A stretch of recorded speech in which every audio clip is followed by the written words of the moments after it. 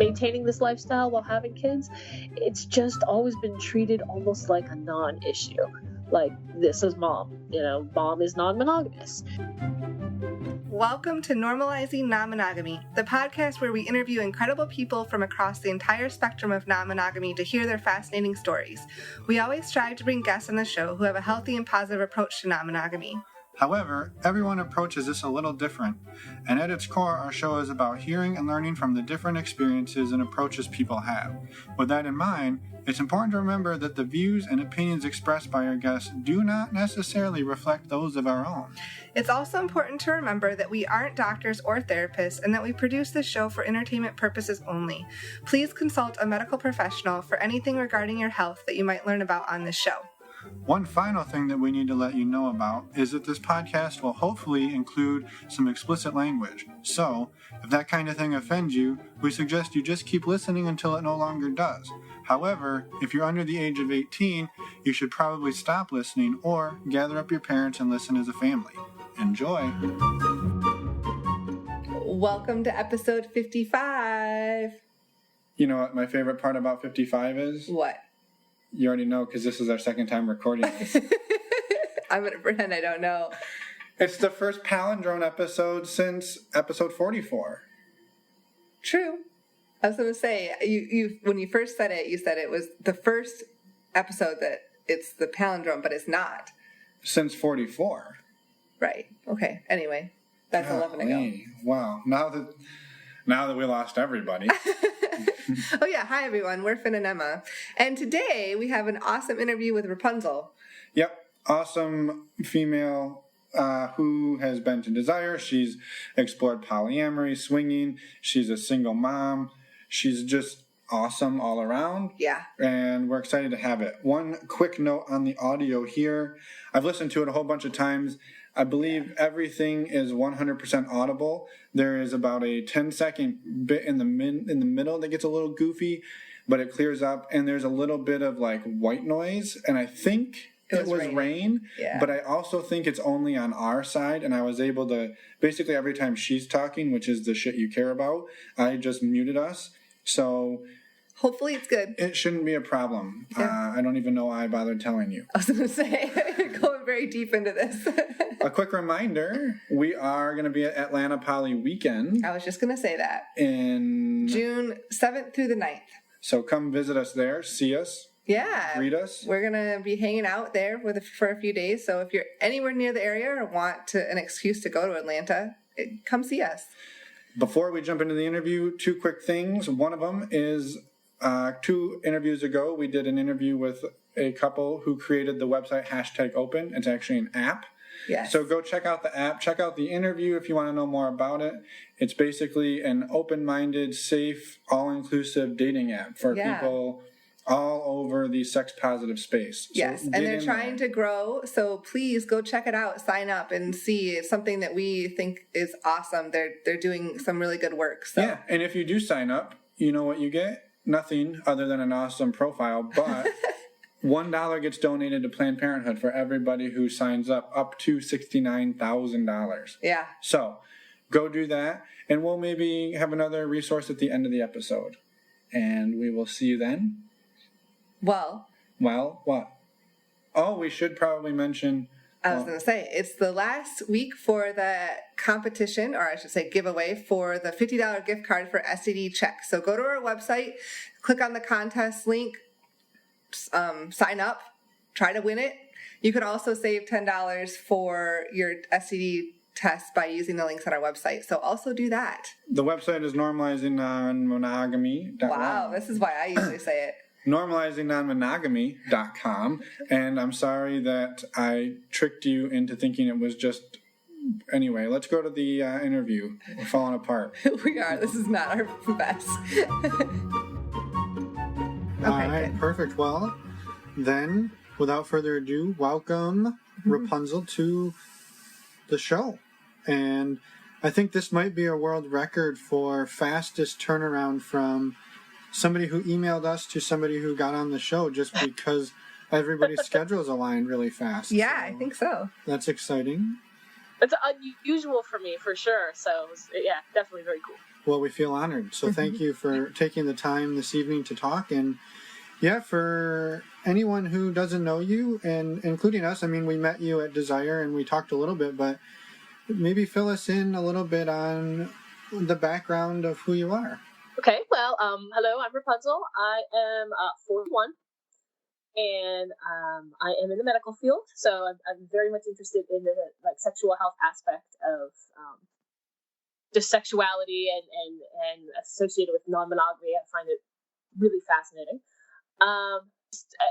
Should I go? I could go into my history with the lifestyle, but it would take about a half an hour. So I'll give you the Cliff's Notes. So, well, as much or as little detail as you want, and we can dive in deeper where you want and not where you don't. Okay. My history in the lifestyle started a million years ago, or at least it feels that way. About a decade ago, I got involved with my ex-husband and did things absolutely wrong, and every possible mistake that we could have made, every possible wrong way, we did it. That relationship ended, and so then I was single and dating, and I had tried to get into the style with a few people that I dated along the way. One person I had a very significant relationship with, and he accompanied me to Desire in 2017. And was that your first time there? It was. I had wanted to go for years, and 2017 was my 40th birthday, and I'm like, I'm going. If you want to go with me, great. If not, I'm going by myself, but I'm going. So that was my first time there. Soon after that trip, that relationship ended per his decision. So I spent this past year being kind of solo poly and exploring the relationship anarchy type model. Okay. I recently, several months ago, I met a man who it was a really fabulous connection, and we have been getting quite serious. He had described himself as being vanilla when we first met, and I'm like, well, good luck with that. And we attended his very first lifestyle party this past weekend. So he's one of us. Wow, Ooh. That's exciting. He spent the entire hour and a half ride home discussing about how much fun it was and how awesome it was and the next steps. So I'm like, well, welcome to the club. So yeah. He's not like a vanilla swirl. Yeah. I think he might have bypassed the swirl and just gone straight for all the flavors. So we'll see how it works out. Yeah, well, it's exciting. And so backing up a million years ago, as you proclaimed yourself, how did you and your ex-husband get into the lifestyle to begin with? It was actually my idea. I was a conservative Christian for most of my life, and that's how I was raised. And somewhere around 27, 28 years old, I started attending church regularly, and it didn't make sense to me. And as I started re-examining my religious views, I started re-examining my political views, and then I started re-examining my sexuality views. It all happened within like a year's time, and I'm like, I don't think monogamy is right. Like, I want to sleep with other people. Yeah. I am interested in women. And you were married at this time? Yes. So I had brought that up. And so we had decided, about a couple years later, we had decided to start like delving into it. And we made the very classic mistake of our first experience being a female bisexual friend of ours, of his. Uh-huh. And it went about as well as you can imagine. So it ended up with them forming a relationship, and I was very quickly pushed out of the equation. And then as we tried to like make our marriage work, because kids and everything, he became very unethically non-monogamous. So even though we were swinging and open in that regard, he still became very unethically non-monogamous, which is what ended that relationship.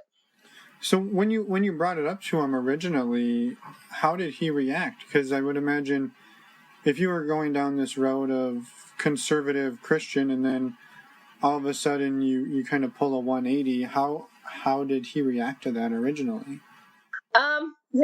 It's a slightly more complicated than that, but it was at the very end. I was married twice. It was at the very end of my first marriage when I initially brought it up, and the reaction was very bad. It was actually my second marriage that I brought it up and said, this is something that I want to do. Mm-hmm. And he was very much into it.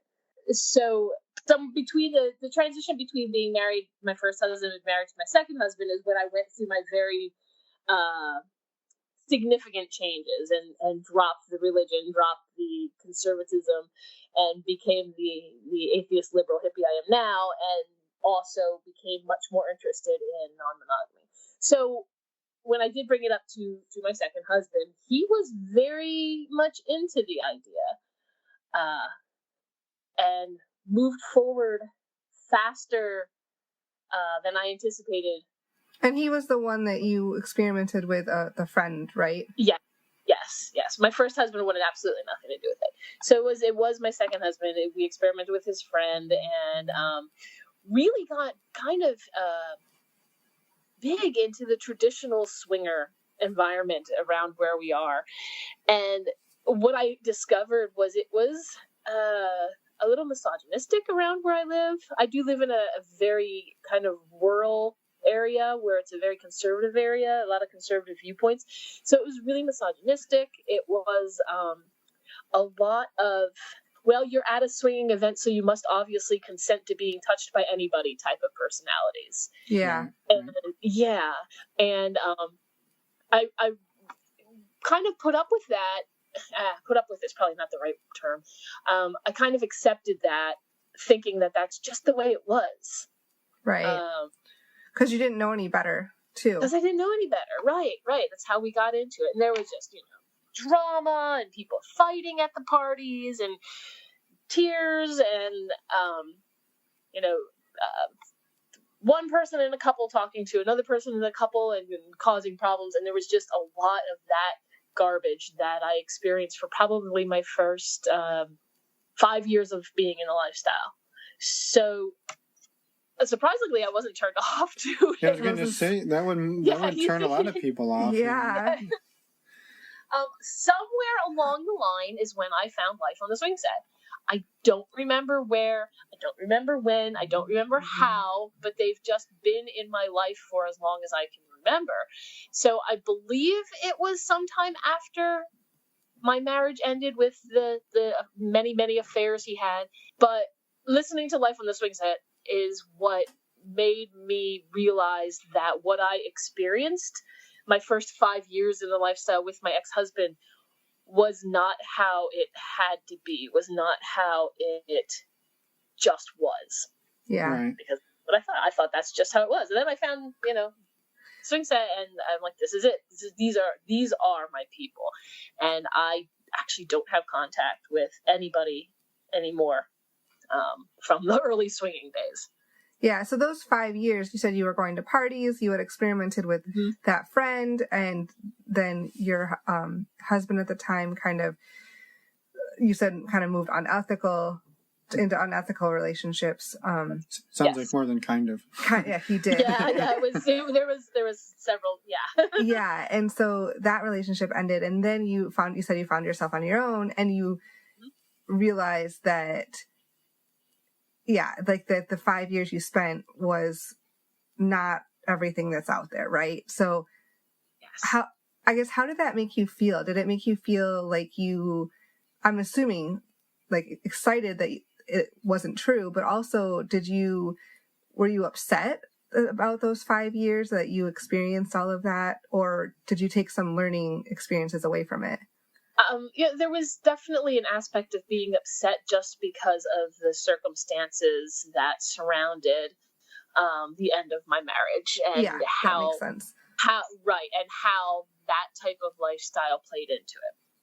Was I upset that I experienced the inappropriate touching and the misogyny? Yes, to a degree. However, I look at it as more of a learning experience that, this is out there, but it doesn't have to be that way. So am I upset that those things happened? On the surface, yes. Yeah. But I try to take the positive from them, from those experiences, and apply it to the person I am now. I mean, one thing that I absolutely learned from it is I learned how to find my voice and speak up when I'm not okay with something happening, because that was not what I did then. I just thought this is the way it is, you know? Yeah. Had you started to find that towards the end of that time, where you said that you thought that was the way it was, but also that you found your voice through that? Towards the end of it, had you started to be able to speak up for yourself and shut shit down when it wasn't going the way it should have been going? Yes and no. I would make my feelings known, but in an unhealthy way. Okay. I wasn't mature enough to know, and healthy enough, because I was in a state of just a constant anxiety and depression with the bullshit that my ex-husband was pulling. Yeah. So whenever I would feel uncomfortable, I'd speak up about it, but it would be in a very unhealthy manner. But the seeds were there that I was able to speak up when I was feeling uncomfortable, or at least acknowledge that I was feeling uncomfortable. Now I'm able to maturely say, why am I feeling uncomfortable? This is why, and move forward. Then it was just break into tears. Right. It'd be really unhealthy. Do you mind sharing where some of that shift came along, and where did you learn the healthy way, and maybe what does that look like for people listening? Well, I mean, I went to some therapy then, but I've also been in therapy for the last year, and I feel like every adult should have therapy at some point in my life, or in their life. But I spent a lot of time dating, and when you date a lot, I went on a lot of first dates, a few second dates, not many third dates. When you date a lot and you meet so many different people, I think you start, or I did anyway, I started to, every time something would go awry, I don't want to say wrong, because it's not necessarily wrong, but, off the path I had envisioned, I would kind of examine why, what happened? Was it something they did? Was it something the way I felt? And I really just kind of started examining how I reacted to situations, and how other people reacted to situations as well, too. So somewhere along the line, and just meeting a lot of people made me better at kind of realizing human nature, and I just say, I would guess it would just be like meeting more and more people, and the more conversations you have with people, the more conflicts you have with people. Every time that happens, you learn more. Yeah. And I kind of went rambling there for a bit, but it's meeting a lot of people and just interacting. The Right. more you interact with people, the more you learn. I also started going for my graduate degree as well, too. And one of the classes I had to take was a conflict management class. So I would say that probably helped as well, too. Yeah, so, I mean, it sounds like kind of similar to what we've learned is just a lot of practice. Like, Yes. you try it, and then you see how it worked, and then you tweak it a little bit, and you try it the next time. And I think, a lot of these situations, even in a conflict class, or even, I mean, we're not really conditioned for the situations that we find ourselves in sometimes in the swinging world, or in the world of polyamory. So it's a lot of trial and error. Mm-hmm. Oh, absolutely. And you really have to be like honest with yourself, and this is what the therapy really helped too. Is you have to be honest and look at the situation. Like, okay, well, this relationship ended, and whether that relationship was 6 months, a year, or one night. So this ended. Why? Look at your actions. What did something I do cause that? Did I react inappropriately? Did I react emotionally as opposed to logically? Yeah. So it takes a lot of self-examination, and I think that most people aren't able to, or they don't like the feeling that comes with self-examination, because it requires you to realize that, maybe you were an asshole. And I think people by nature, they don't want to admit that they were assholes. So once you kind of get to the point, Yeah. that's what you need to do to learn, to grow. And I've been an asshole a lot. I've never been, but I've heard. I've never been an asshole. I don't even believe that. But, we'll go with it. It's our show. I think as long as you can reflect on it, and, for sure, and grow as a person, for sure. That's it. If you look, and I think that Dylan and Cooper both bring this up on the podcast a lot too. Is they both freely acknowledge that they were assholes in the beginning, and they've examined their behavior and made conscious changes to become, the people that they are now. It takes a lot of self-realization to make that kind of statement and that acknowledgement that you were a bit of a jerk. Yeah, exactly.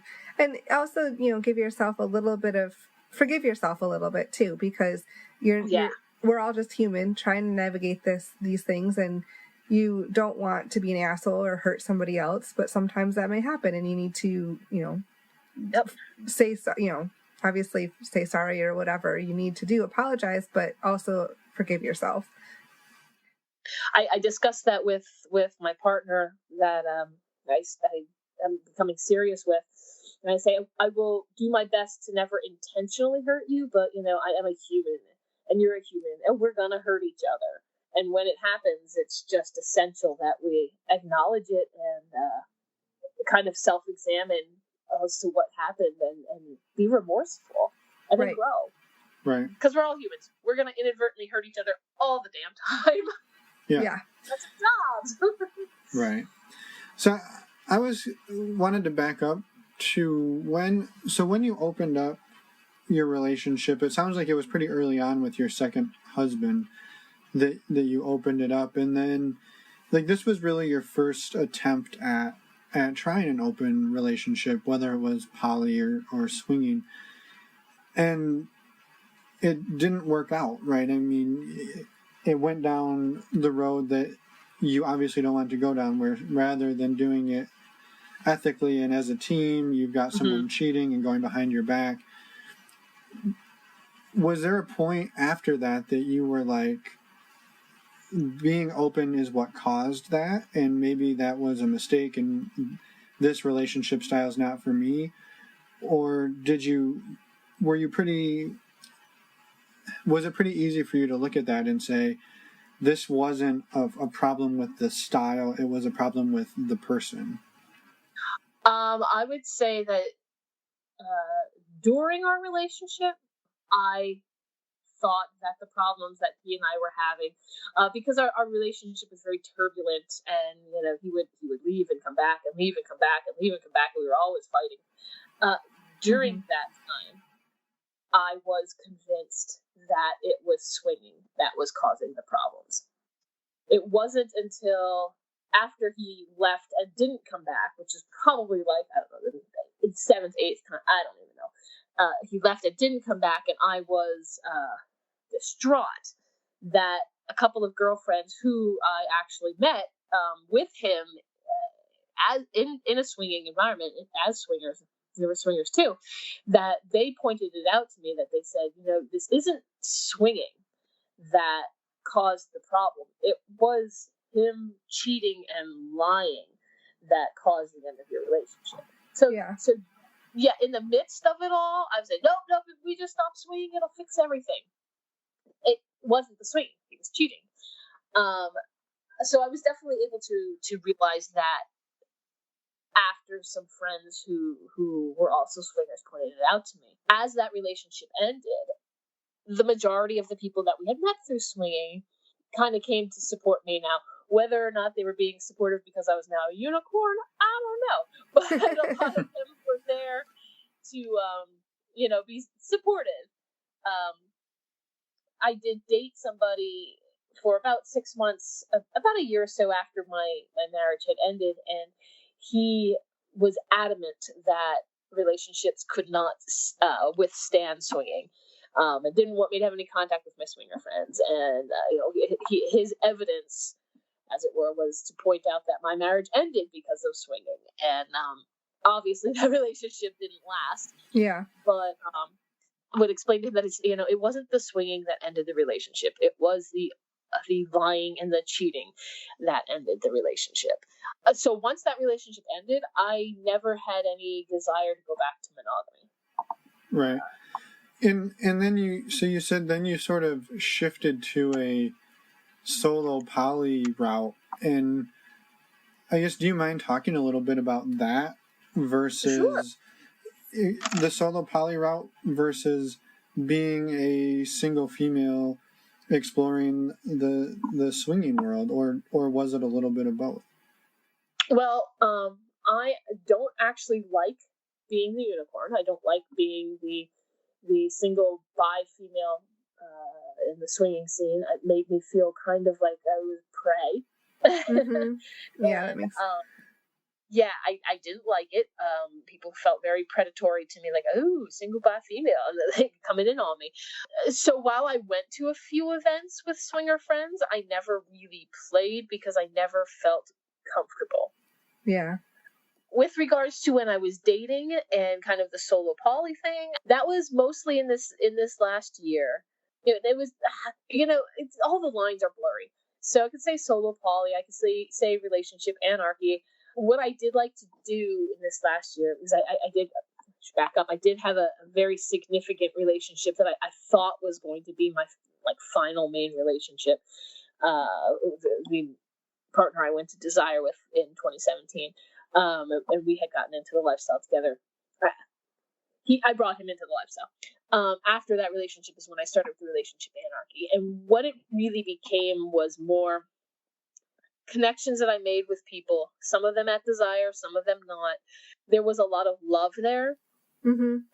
I loved them, they loved me, and there was a sexual aspect to the relationship. There wasn't a whole ton of romantic aspect to the relationship, only because I'm not a very romantic person. But some of my friends just call me a big old curmudgeon. But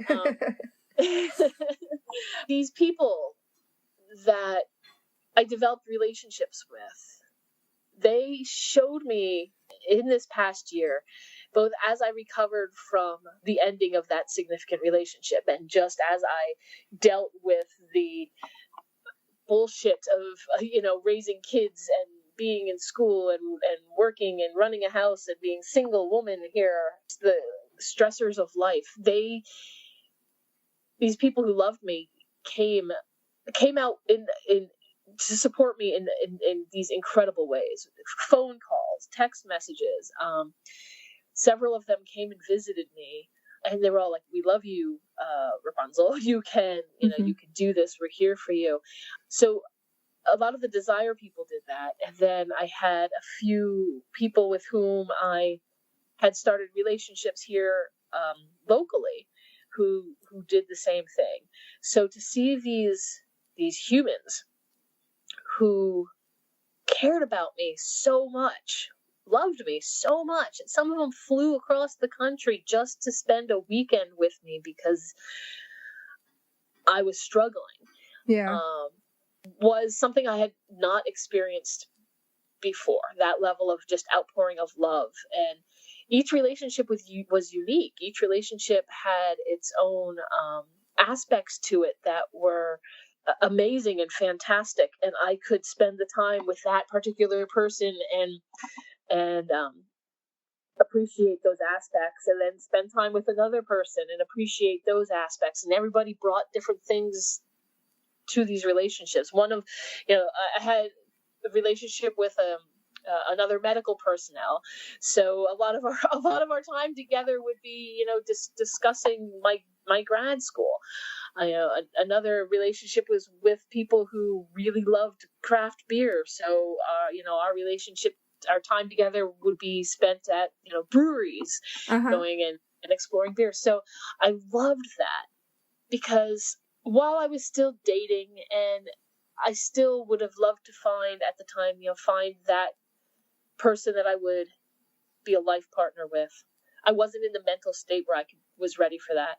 So to have all these incredible people in my life who shared varying aspects of what I'm passionate about, and they might not hit them all, they wouldn't hit all my passions, but that they could come and spend a weekend with me exploring beer, exploring whatever that I'm passionate about is just amazing.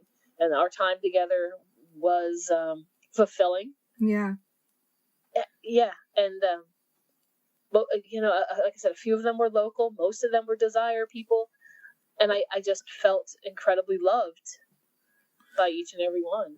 So it sounds like the trip to Desire in 2017, even though you went with a partner that you're no longer with, it sounds like it was very transformational in the people that you met. Oh my God, yeah. Yeah, absolutely. Whenever, like I said, I don't remember how Swing Set came into my life, but I knew that I was listening to my people. And when I walked onto the resorts, through those sliding glass doors, and I knew that I was with just my people. And my kids asked me, how do you know all these people? How are you so close to all these people? And I'm like, how you go to summer camp? Because my kids have been going to summer camp for a million years as well, too. But you go to summer camp and you spend a week with these people and they become really good friends and you maintain these relationships with them, even though you only spent a week with them. And they're like, yeah, it's like that for adults. Yeah. But something about that place, particularly with the Swing Set group, is you kind of know you're going with people who are a similar mindset already. So you can almost bypass all of that early getting to know you bullshit, because you know that you're going to mesh on a lot of your core values that you can go and kind of jump right into really intense relationships with them, significant relationships with them. Right. And one thing I wanted to bring up too, and you've mentioned it now a few times, is you have kids. It sounds like multiple kids, and you're I guess a single parent at this point.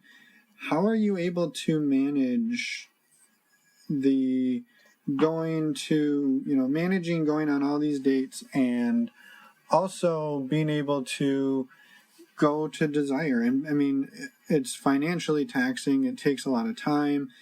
There's a lot of things, and I think people listening and they hear us talk about it, and we were two income, no kids. It was pretty easy for us relative to a lot of people to be able to go, but for people who have a lot more obstacles, I mean, how are you able to make it happen 2 years in a row, and are you going a third year?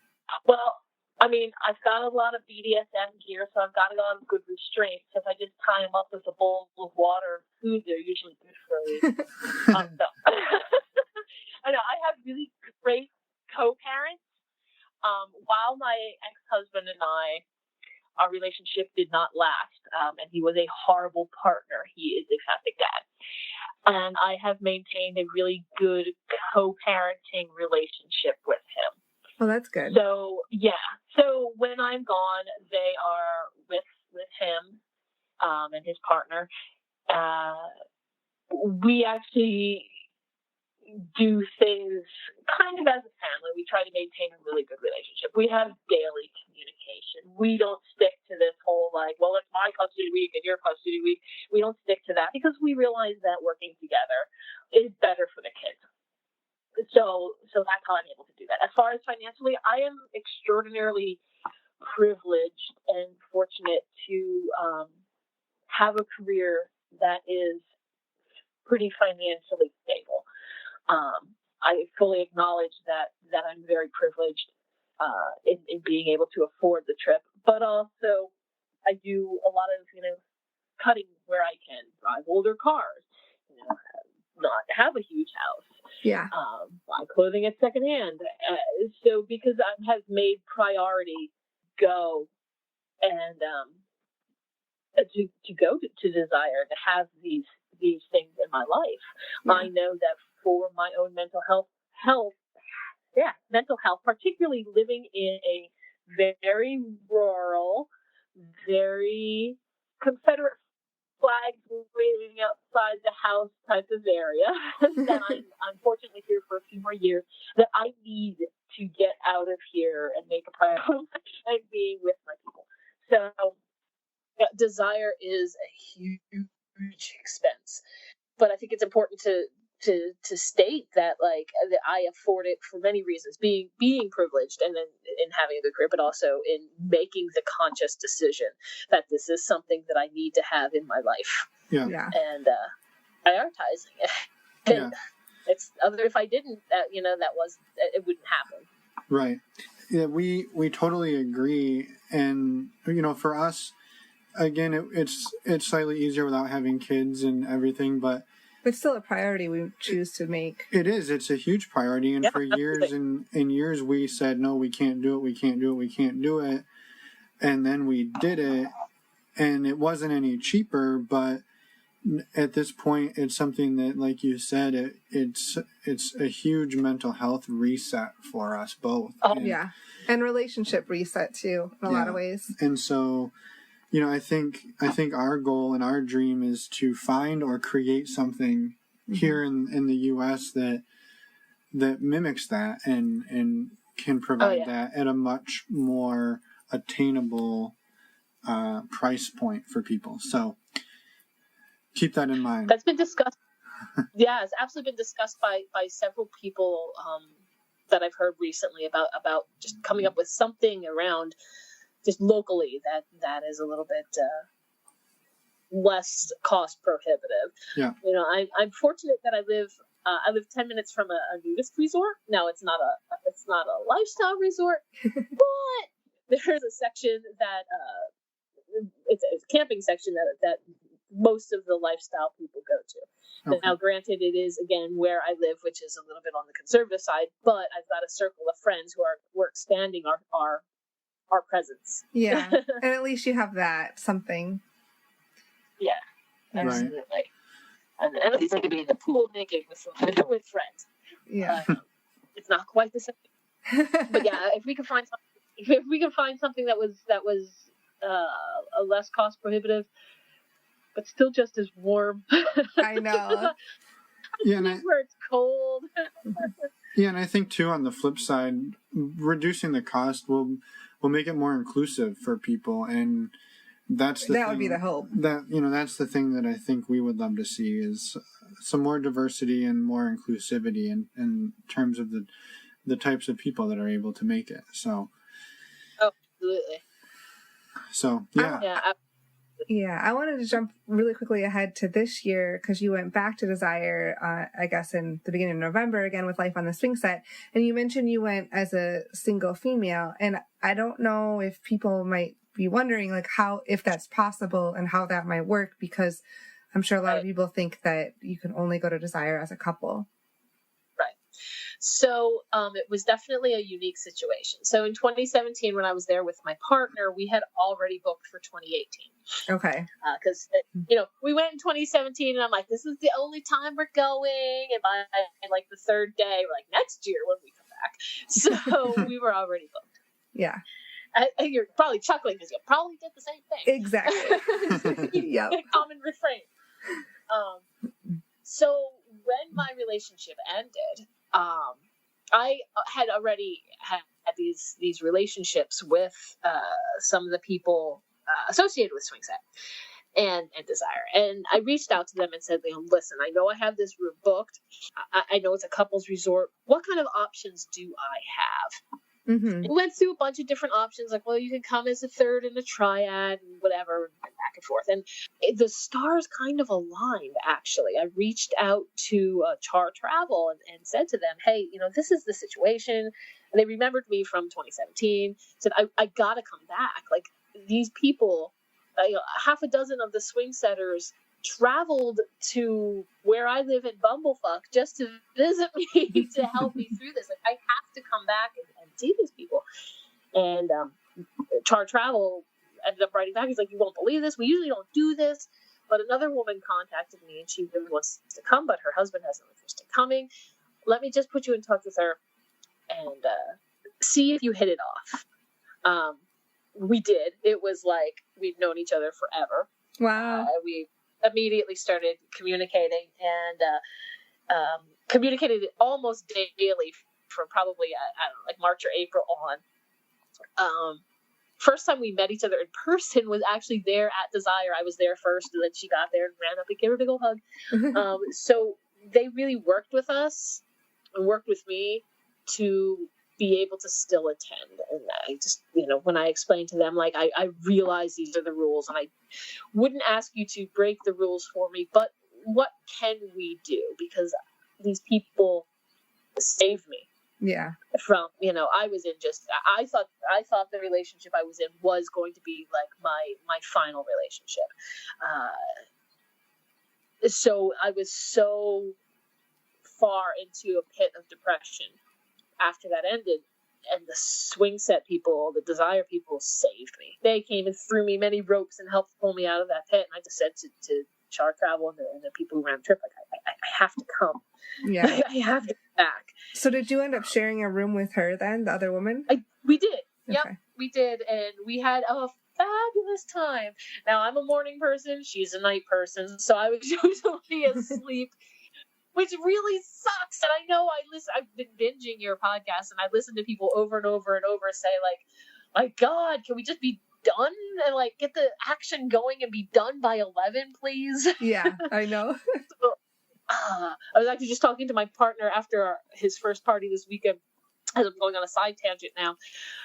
We didn't get home till like 3 a.m, and he's like, we throw a party that starts at like 2 p.m. I know. So yes. Everyone's more awake. Right? So she was more up and out at night. I was up in the morning, but we had a great time. Sometimes we hung out and did things together. Sometimes we went and did our own things. But yeah, it was really a wonderful time. We coordinated a few theme night costumes. Oh, cool. It was great. I was curious, and we'll jump back to your story because I have some other questions, but now I'm curious logistically on how one does this, because like I would feel like, oh, hey, I want to bring somebody back to the room. Did you hang the little sign on the door to be like, or were there designated no fucking times in the room? How do you do this? I'm curious. I only brought one person back to the room, and we just left the door open. So we figured if she came by, she could just jump in and join us. But I didn't walk in on her with anybody else at all. I don't even know if she had sex in the room or if she did elsewhere. But yeah, it was and it also goes back to I was very introverted this trip, and it was more about making the personal connections and the emotional connections and fostering the relationships I had already established from the previous year than the sex this year. Yeah. I thought like she and I were like, I'm going down single. We're going to be crazy. That girl's gone wild. No, it was more like girls fall asleep at 11 o'clock at night. Oh, it was tiring. It's exhausting there. It's wonderful. The most wonderful place, but man, is it exhausting. Well, it's a lot of mental energy, right? Yeah. Yeah. The conversation, especially for introverts. So it's like the conversations, and sometimes I would put my headphones in, and like one of the things that drained me was the music at the pool. Yeah. I want to be in the pool, but I want to listen to my music. I can't stand the party music. So I would often just put my headphones in and my big floppy hat, and people would leave me alone. That's a great thing about swing set, too. It's like almost, I would say, I don't know, what do you think? Like probably more than half of the people there identify as introverts. Oh, yeah, I think so. Yeah, and they will come by and they're like, hey, Rapunzel, you okay? And I'm like, yeah, I just need some introvert time. And they're like, all right, cool. Like, this group never pressures you to talk and do things. If you say I need some alone time, they're like, all right, just making sure you're okay. Yeah, right. But they'll stop and check in and make sure that make sure you're okay. Yeah, absolutely. And I've never experienced that with another group, but it's because we're all nerdy introverts, so we just all found each other, I guess. Yeah. So coming back around, then you've kind of explored the swinging. You did some relationship anarchy. You got into a very serious relationship that ended unexpectedly, it sounds like, and then you went sort of back to having these people come in and out of your life that saved you, and now you're back in another relationship.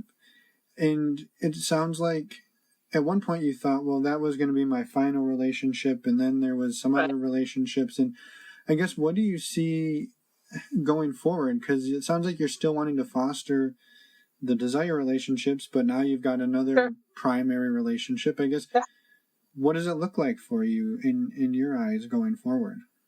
So my partner and I talk constantly about our relationship and how we're feeling, how our thoughts on what we want our future to be, where we see each other. We constantly want to make sure that we're on the same page. So what we have, and like I said, it was his first lifestyle party this past weekend, and talked the whole way home and talking constantly about it too. It's just, and this is the recurring theme you're going to hear from every single person who's in non-monogamy. It's just communication. Yeah. So what we've established is that, we see a future with each other for sure. And that is definitely something that we want to foster and that we are working on. We see this. We see future plans that are like 2 years down the road, 5 years down the road, 10 years down the road. Where do we kind of want to be? But from the very start, I said to him, I have these people in my life who are very, very important to me, and I love these people, and they love me, and they were there for me in my darkest times. And some of them I have sexual relationships with. Some of them I don't have sexual relationships with. But I don't want to lose any of those relationships. These people are way too important to me. And his response to that was like, I completely understand. Now, of these people, I don't really have, they're mostly long distance. They're around the country because they're mostly desire people. So I said that, the time that I spend with them is infrequent, a couple times a year at best. And when those very rare opportunities come up, I said, I do want to spend time with them. And his response to that was like, I understand how important these people are to you. So as far as what I see for my future is, I do see this relationship being my primary relationship and a long-term relationship with him. But the ebb and flow of my relationships with other people, most of the people from desire, they kind of take whatever shape they're going to take. Sometimes I don't speak to them for a couple weeks. Sometimes I don't speak to them for a couple months. But when we come back together, that love and caring is always there. Yeah. I don't know if I've rambled completely off topic. It's entirely possible. This is what I do.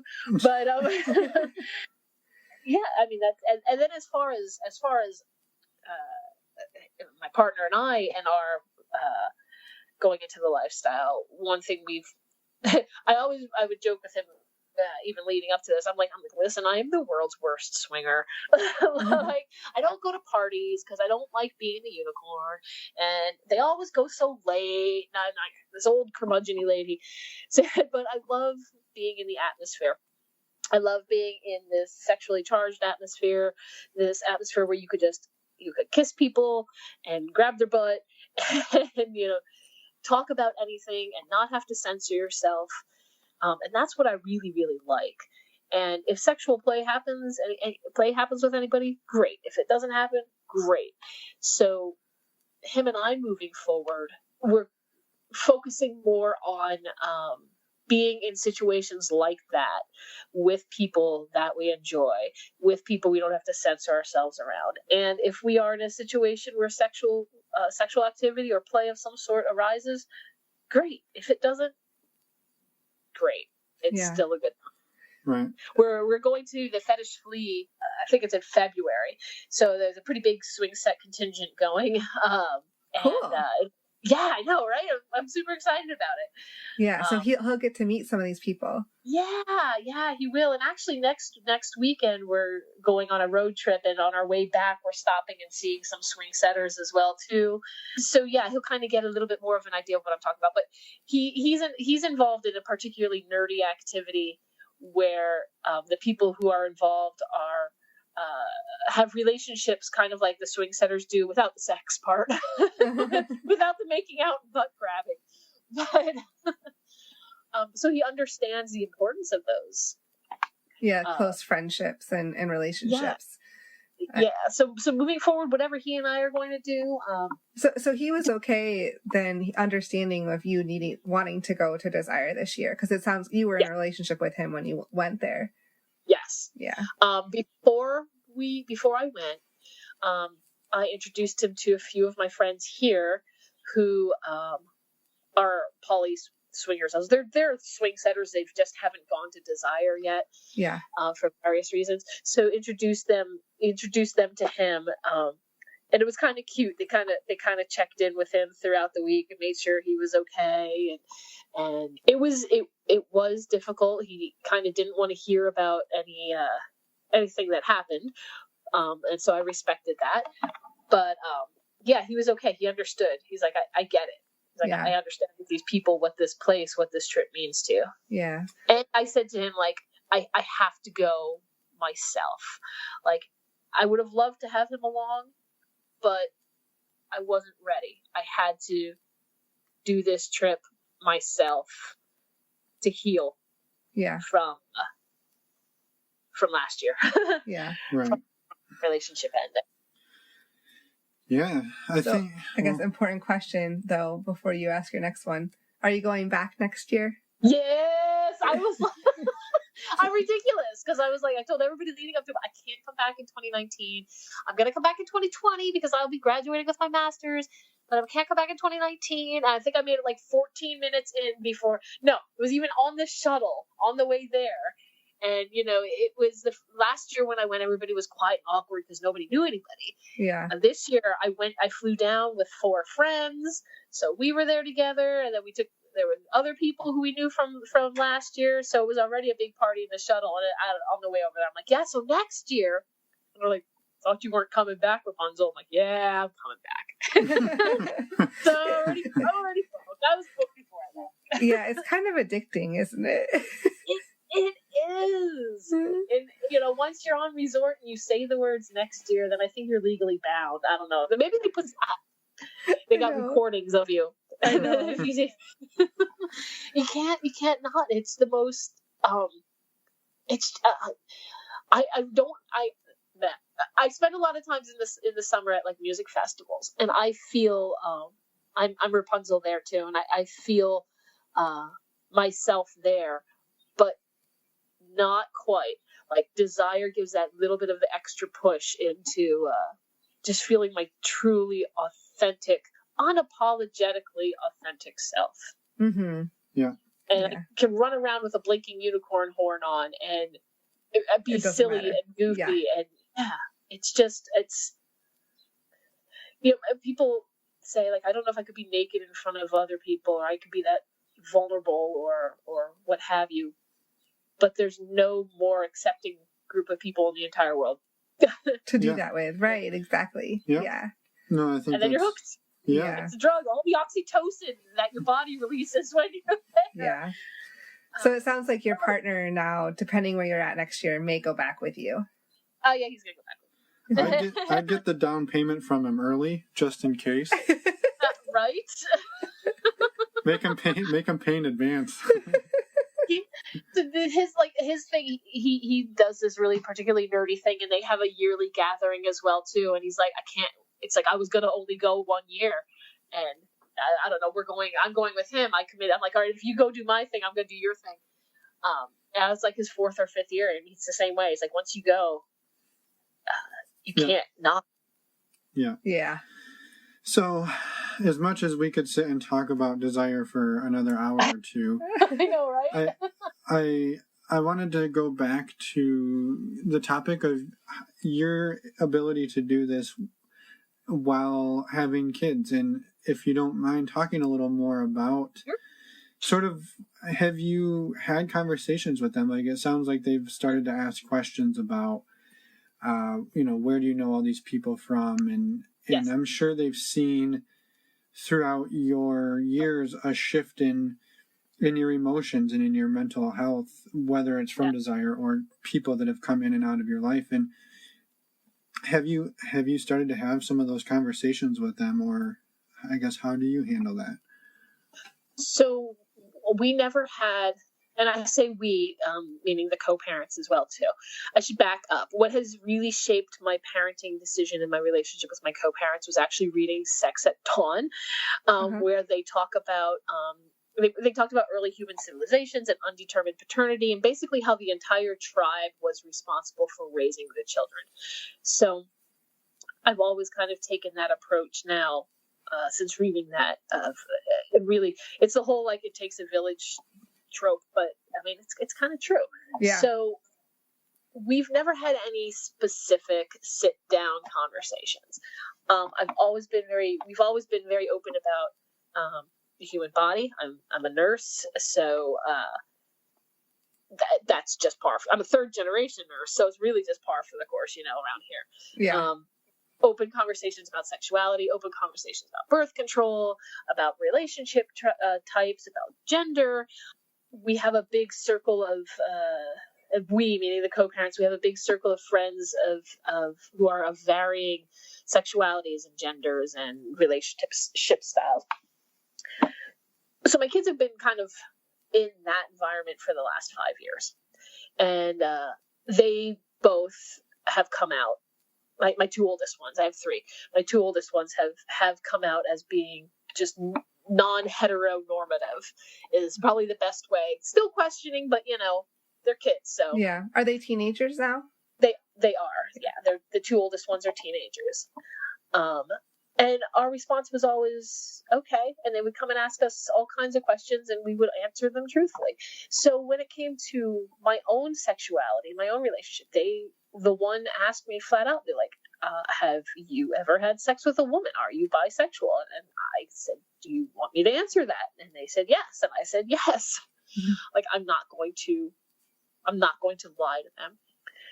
So I've talked to them about non-monogamy and ethical non-monogamy versus unethical non-monogamy, and how you can hold a lot of love for different people, and different people bringing different aspects into your life. So it's always been a constant conversation.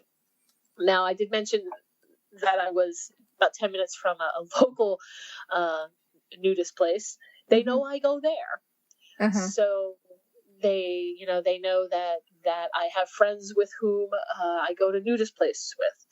I actually had the honor of posing nude for an artist in New York City with my friends, and they've seen those pictures. So it's always just been a non-issue, and I think it's just always kind of that's just the way it is.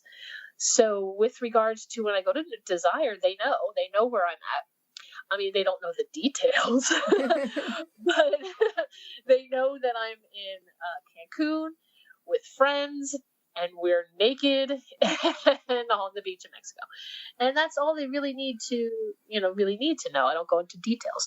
Now, my policy has always been, if they ask a direct question, I will answer it with a truthful answer. I will ask them if they really want to know, because once they know, they can't unknow, and I'm not going to pay for that therapy. But yeah, that's your Desire budget right there. Yeah, right. I'm not spending that on your therapy. The same with like going into my room. Like, I'm involved in kink as well too, and I say, don't go into my room. We try to respect each other's space. We don't go into each other's room. And so with regards to what they know and kind of maintaining this lifestyle while having kids, it's just always been treated almost like a non-issue. Like, this is mom. Mom is non-monogamous. They know the difference between ethical and non-ethical. And just mom is a nudist. Mom's got friends all over the place. So it's just a non-issue. Mm-hmm. Sexuality, gender. God, our country is so fucking backwards when it comes to that if you really they try to hide this from our kids, and we gotta protect the kids. Like now there was some kind of bullshit for the Macy's Thanksgiving Day parade had like a same-sex kiss happen on it, and people were all up in arms. Like our kids they don't give a fuck. I was gonna say, if they're growing up with it, they think it's perfectly normal, as they should. Right. Exactly. Like it's our societal norms that are passed down from.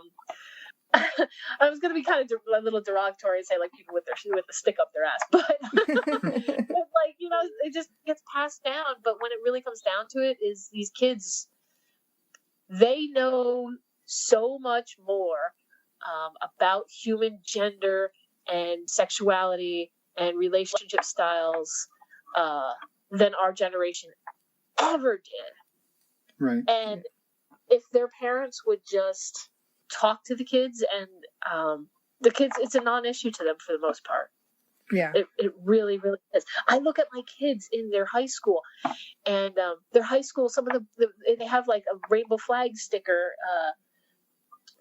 indicating that's a safe space. And I look at my kids and their friends, and these kids are so expressive of their authentic selves, and they feel comfortable coming out as trans or queer or what have you.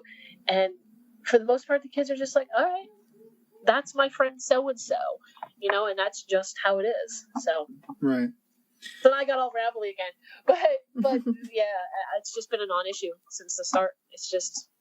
Well, and I'm curious too, on the same sort of along the same lines of, you went through multiple divorces, and I guess I don't know, are all the kids from one father? And not to be super nosy, but I guess where I'm going with this is being able to be out about who you are in the world of non-monogamy and being bisexual and being curious about these things. It would be very easy for your spouse to vilify you, and for you to lose your ability to have shared custody. And I guess, how were you able to navigate that in such a way that you didn't get vilified and have these things targeted and taken away from you?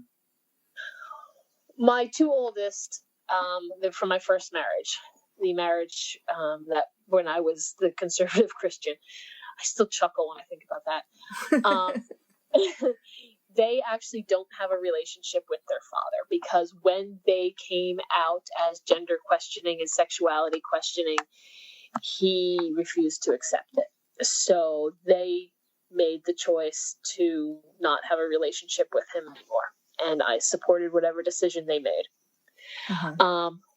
My youngest child was from my second marriage. He actually raised my two oldest with me. So for all intents and purposes, he's their dad. Mm-hmm. And he's the one that I got into lifestyle with to begin with. So we share very similar viewpoints on gender and sexuality. They consider him more their dad than their biological father, only because when they came out as gender and sexuality questioning, he was the one who said, okay, yeah, whoever you are, I love and support you. So with regards to being able to be out, it is because my kids made the choice themselves that they did not want to have a relationship with a parent who did not accept them for who they were. Okay. And that makes sense. Can imagine how horribly difficult that was for them, but I'm proud of them for being so self-aware at such a young age and making that difficult decision. Yeah. And not conforming to please someone else. Right. For sure.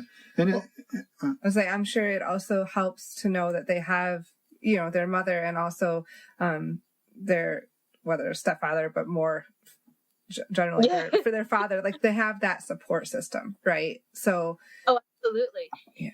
And they have this wonderful support system of auxiliary adults in their life that they know through me, friends of mine, friends of my co-parents who are, you know, queer or trans or what have you. So they have this really wonderful support system of adults that support and love them for who they are.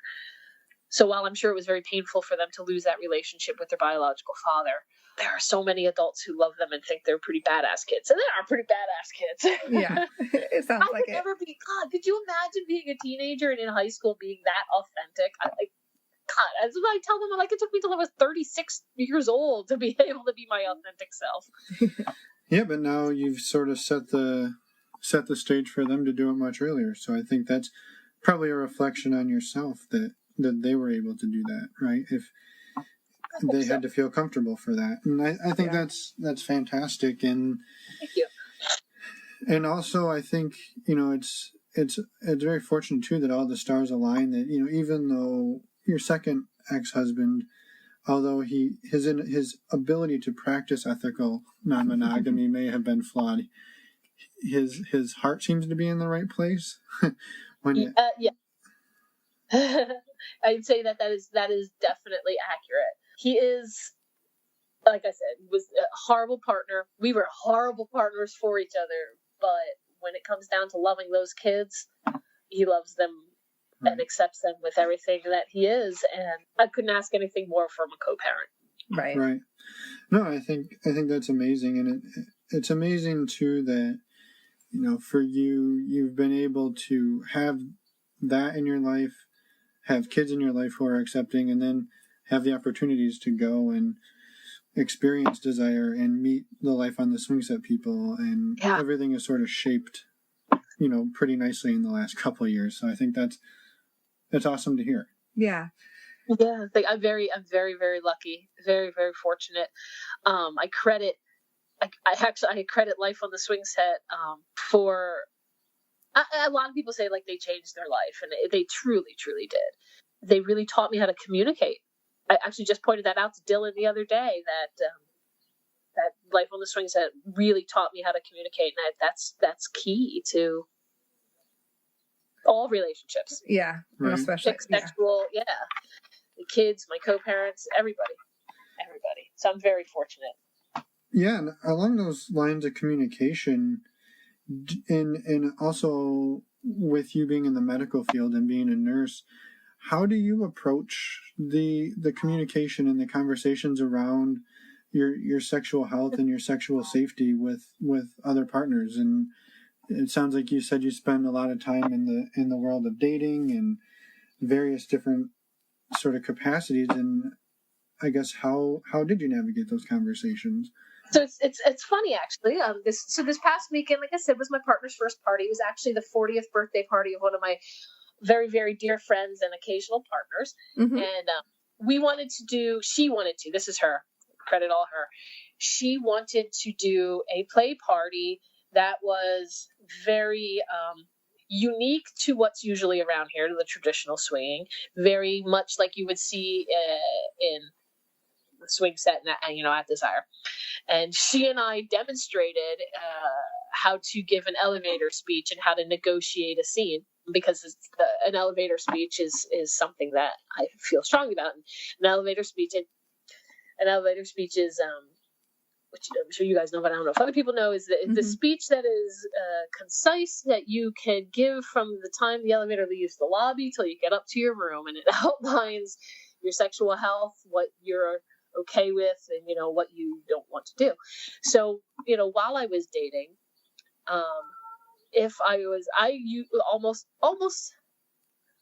almost exclusively, but I think it might be 100% of the time, was the one who actually initiated the "Do you want to come back to my place?"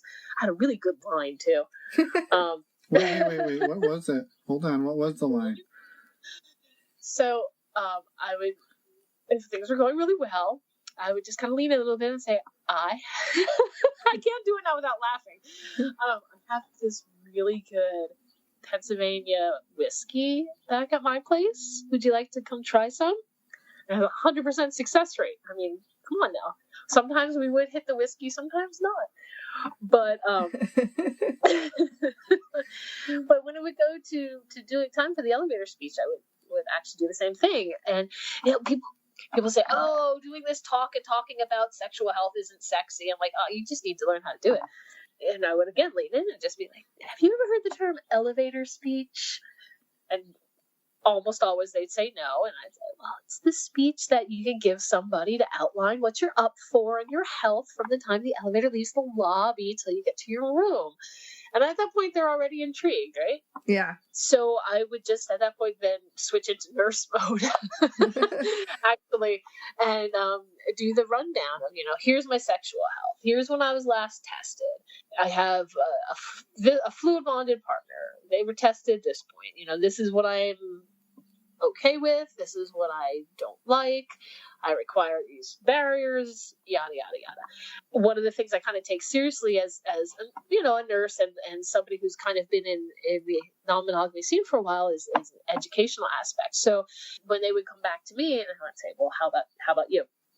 And if they would say things like, well, I was last tested so-and-so and I'm clean, interrupt them and say, just so by saying clean, it's kind of makes somebody who might have some sort of infection feel like you're implying they're dirty. So, try to just kind of educate people. Just use different terminology. Yeah. Right, because language matters. And so rather than clean, saying negative. Negative, right. So I was tested for all of these and they were all negative. I only ever had one person kind of push back against it and say, this is really making things not sexy. And at that point, I just say, well, all right, sorry, your loss. So it's some damn good whiskey you're missing out on. Right? The same with consent. Like I would almost always would lean in and say, may I kiss you?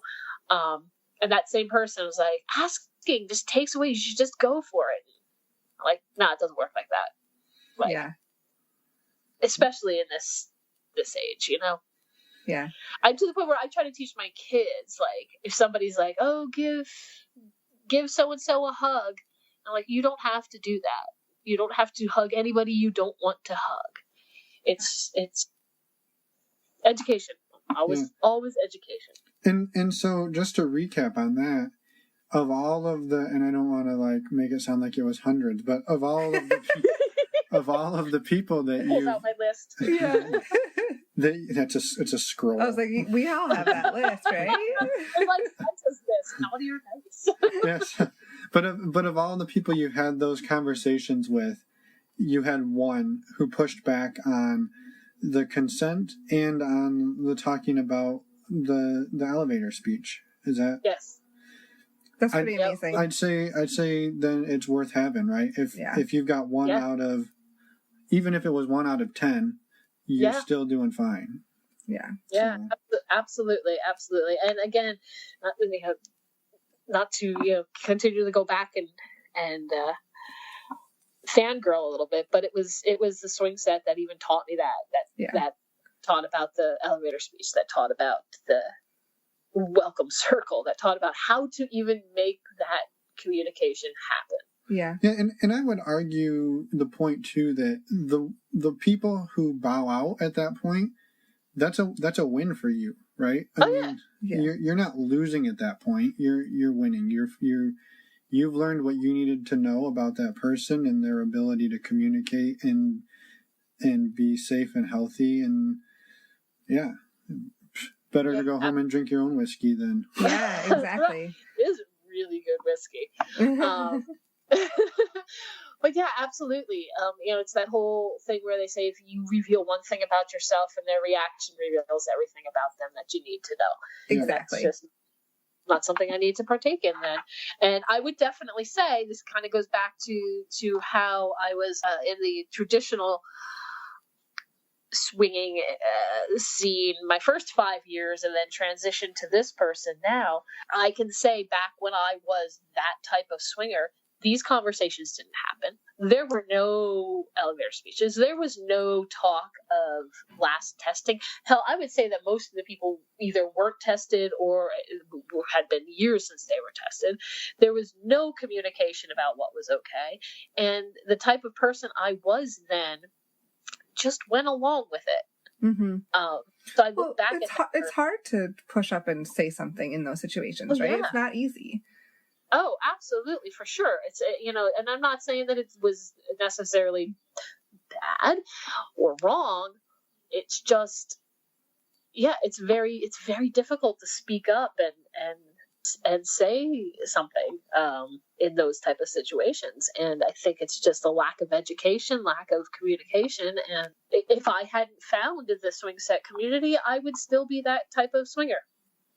And they can each do their own thing, and that might be great and work for them, but it doesn't work for me. Yeah. So if I had not found this community, I would say I would probably not be in the lifestyle in any capacity. Yeah.